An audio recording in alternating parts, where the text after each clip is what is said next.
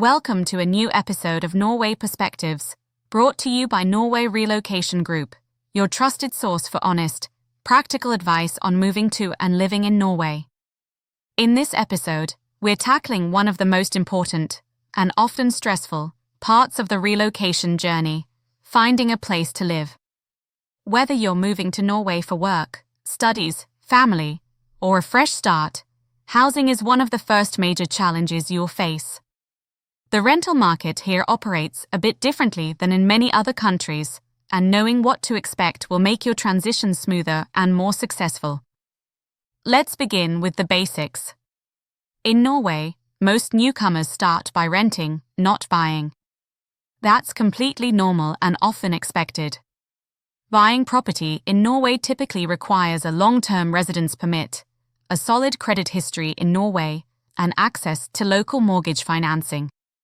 So unless you're relocating under a permanent contract, or with a lot of cash in hand, renting will be your first step. The good news is that Norwegian rental laws are quite tenant-friendly, and there are legal protections in place that help ensure a fair process for both parties. Now, how do you actually find a place to rent in Norway? The short answer is finn.no. This is the #1 website for housing listings in the country. It's widely used, frequently updated, and allows you to filter by location, price, size, amenities, and more. You'll find everything from studio apartments in central Oslo to family homes in smaller towns. There are also listings for shared housing, short-term rentals, and even cabins. However, keep in mind that competition is high, especially in popular areas and during the start of the academic year in August. Apartments in Oslo, for example, can receive dozens of applications within hours of being posted.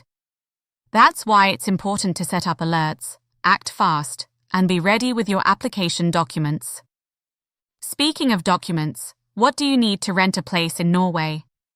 Most landlords will ask for a copy of your passport, or ID, proof of income such as a work contract or pay slips, and a D number, which are forms of national ID for residents.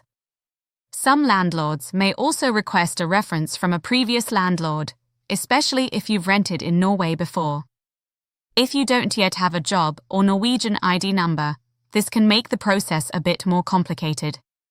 In those cases, offering to prepay a few months' rent or involving a guarantor can sometimes help secure the contract. This is one of the many reasons why working with a relocation service can really make a difference. Now let's talk about money. Renting in Norway requires a security deposit, usually equal to 3 months' rent. That's on top of the first month's rent, which is typically paid in advance. For example, if your rent is 15,000 Norwegian krone per month, you'll need to pay a total of 60,000 krone before you move in. The deposit must be placed in a special deposit account at a Norwegian bank, and it legally belongs to you as the tenant. The landlord can't touch it unless there's documented damage or unpaid rent at the end of your lease. This deposit system is designed to protect both the tenant and the landlord, and it's tightly regulated. However, it can still be a financial hurdle, especially for people relocating from abroad. Planning ahead for this expense is key. Next, let's look at where to live. This really depends on your lifestyle, work situation, family size, and budget. In Oslo, popular central neighborhoods like Grünerløkka, St. Hanshaugen, and Majorstuen are vibrant and walkable, but also expensive. If you're looking for more space or a quieter atmosphere, consider suburbs like Bjørk, Stenst, or Nordstrand. These areas are well connected by metro and offer better value for money. In Bergen, the historic Centrum and Sandviken are beautiful and central, while areas like Asane and Fyllingsdalen offer larger homes and a more residential feel.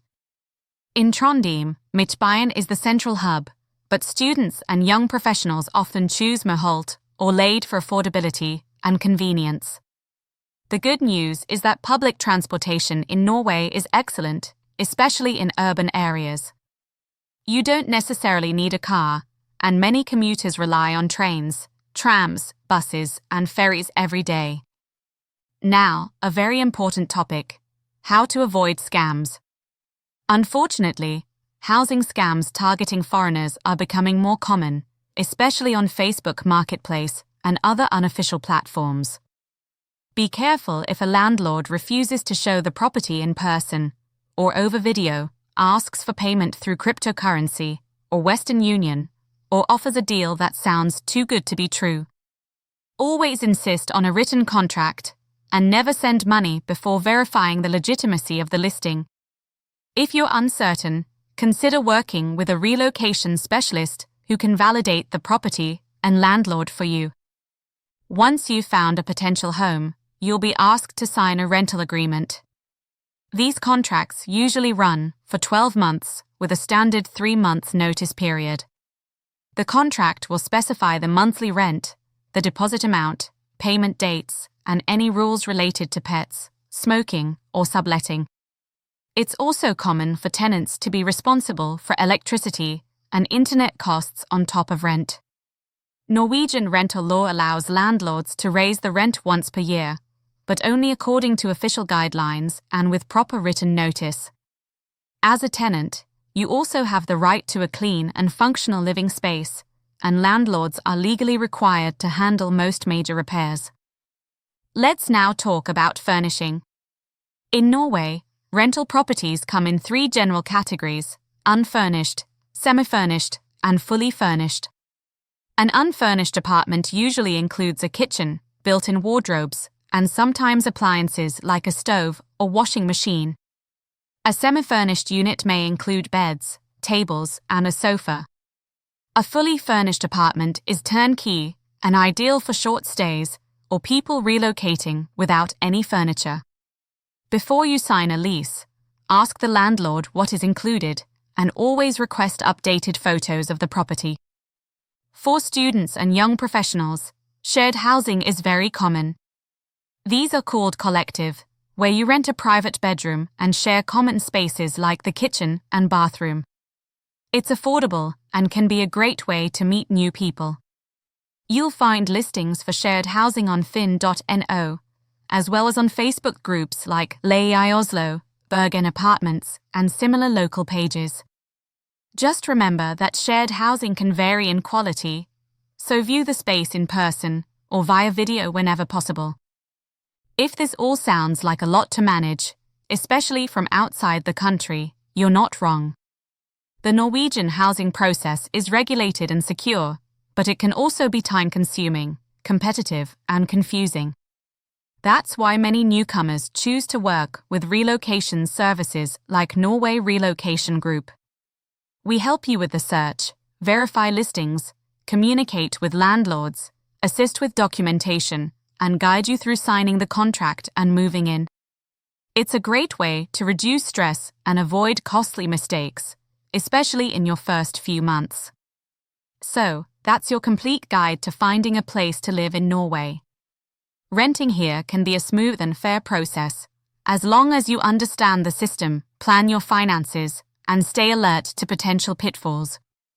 If you're preparing to move, start looking early, organize your paperwork, and reach out for support if you need it. Norway Perspectives is brought to you by Norway Relocation Group, helping people from all over the world settle into life in Norway with clarity, security, and confidence. If you found this episode helpful, please like the video, subscribe to the channel, and share it with others who might be planning a move. And if you're also interested in learning Norwegian, check out our partner school, NLS Norwegian Language School, which offers flexible and high-quality language courses in Oslo and online. You'll find them at https://nlsnorwegian.no.